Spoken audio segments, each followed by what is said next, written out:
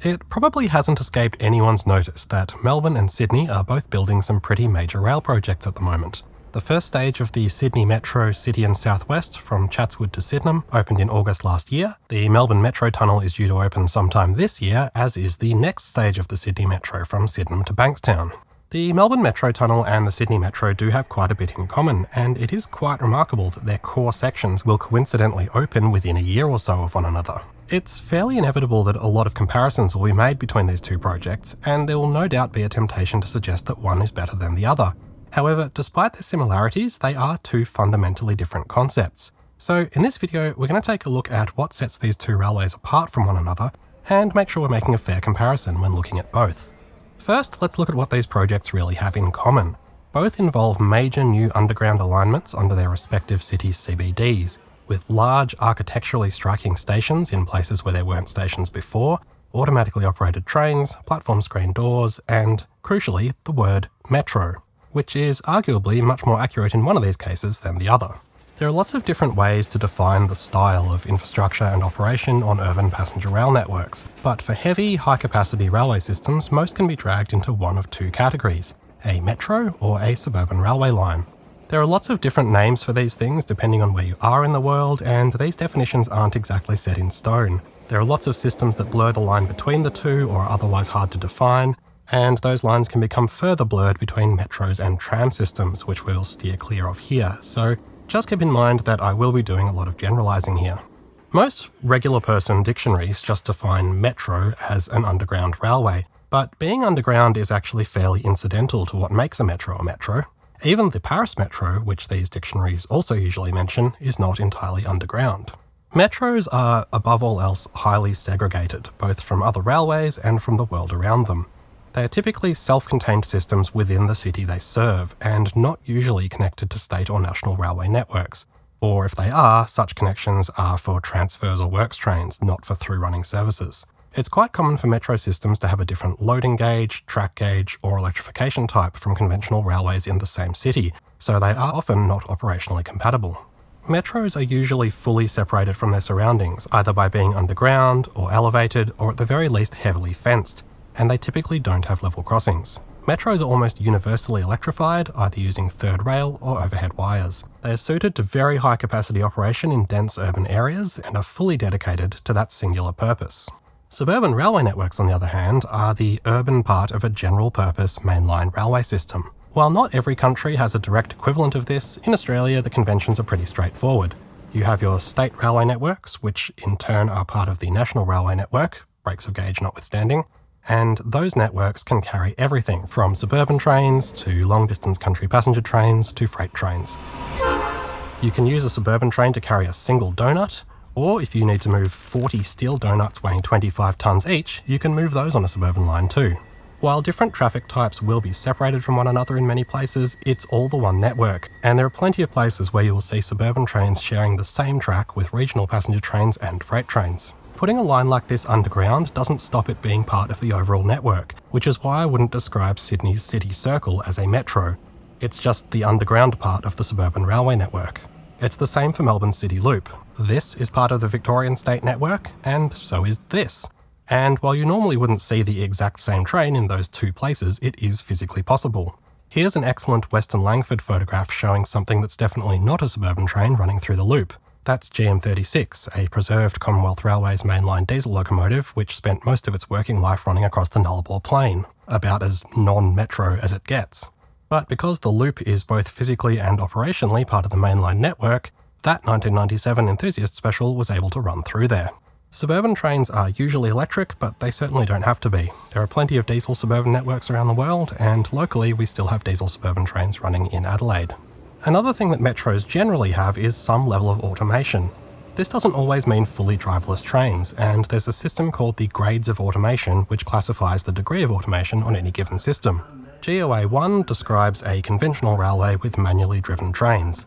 This is the case for the vast majority of railways worldwide, including currently all 5 Australian suburban networks, except for one small exception, which is going to come up shortly. Under level 2, the train is driven automatically, but there's still a driver in the driver's cab controlling the operation of the doors, looking out for obstacles on the track, and taking over manual control if required. GOA 3 goes one step further. There's still a crew member on board operating the doors and able to take over driving if required, but they don't have to be in the cab. The Docklands Light Railway in London is a well-known example of this. Finally, GOA 4 is full automation with no staff required to be on board at all. Under GOA 4, our robot overlords are fully in control.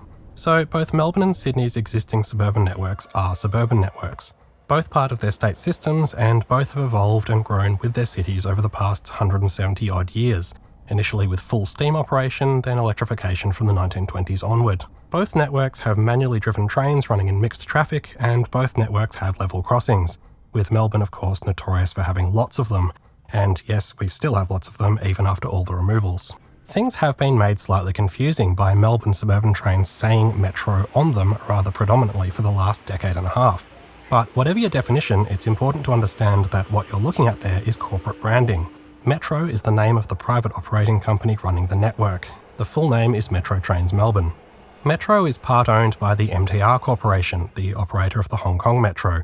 When they took over the franchise here in 2009, there was a real push to highlight that the operator of a slick modern metro system was coming to fix our trains, and I'm sure that played a part in the choice of trading name. While this has now worked its way into local language, and lots of people do now say Metro Train or the Metro Network, that is something that's developed from the Metro branding. And prior to 2009, it wasn't a word that was commonly used here. It was called the Suburban Network, or sometimes the Metropolitan Network, with suburban trains, even during the 80s and 90s when the operator was called the Met. To be clear, I'm not saying these networks are any worse for not being metros. Both styles of operation have advantages, and lots of cities have both. While debating the use of language might seem pedantic, words do have meanings for a reason. I've known Melburnians who have been to somewhere like Paris and commented on how different the Paris Metro is to ours. But despite the branding, our suburban network isn't analogous to the Paris Metro. It's analogous to Paris's suburban network, which they also have. Okay, so let's get to the point of this video. The Sydney Metro is unquestionably a metro. Parts of it are on brand new alignments, and parts of it have been converted from existing suburban lines. Just for fun, here's a picture I took at Epping in 2016, and here's one I took in 2022. But the end result is a completely segregated operation. This route is exclusively dedicated to the metro, with its own trains, staff, and operating practices, and you won't ever see a conventional suburban train running on the metro, or vice versa, even though in this particular case the two systems are the same gauge and voltage. Every single platform on the Sydney Metro has platform screen doors, and many of the older platforms on the converted sections are being heavily modified to meet the metro's requirements. In places where the metro runs alongside traditional suburban lines, there's even a fence in between, leaving absolutely no doubt that these are different systems. Because of this complete separation, the Sydney Metro is able to operate under GOA 4 full automation for its entire length. A train can run all the way from Tallawong to Bankstown and back without a staff member ever stepping on board. And the number one benefit of this is that there's no driver's cab, so as a passenger you can stand right at the front and get a view of the line ahead. The trains are equipped with a set of driving controls for emergencies located under this fold-up panel.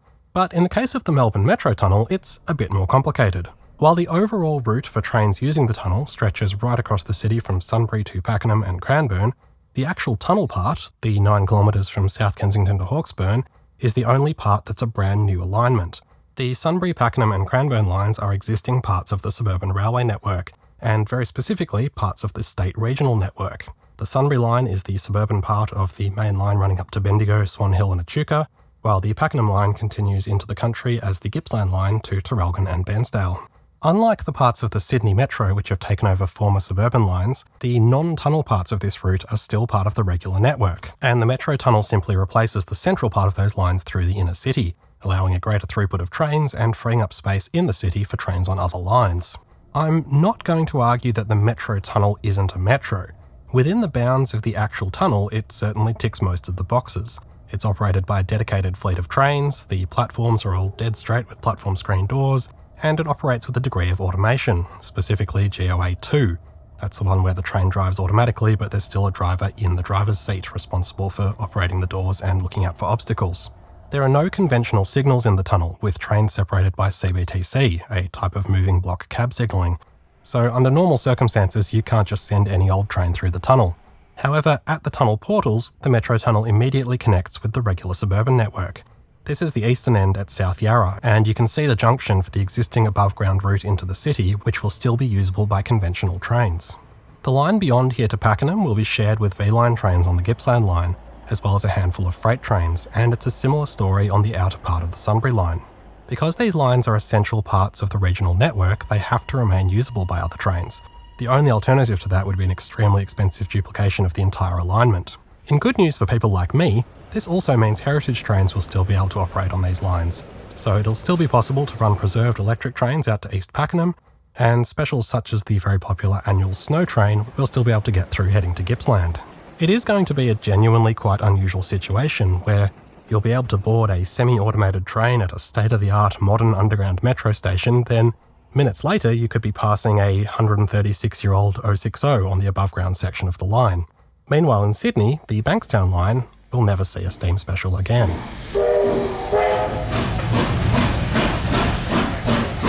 Obviously, Y112 isn't set up for automatic train operation in CBTC, and in fact none of the conventional trains on the line are.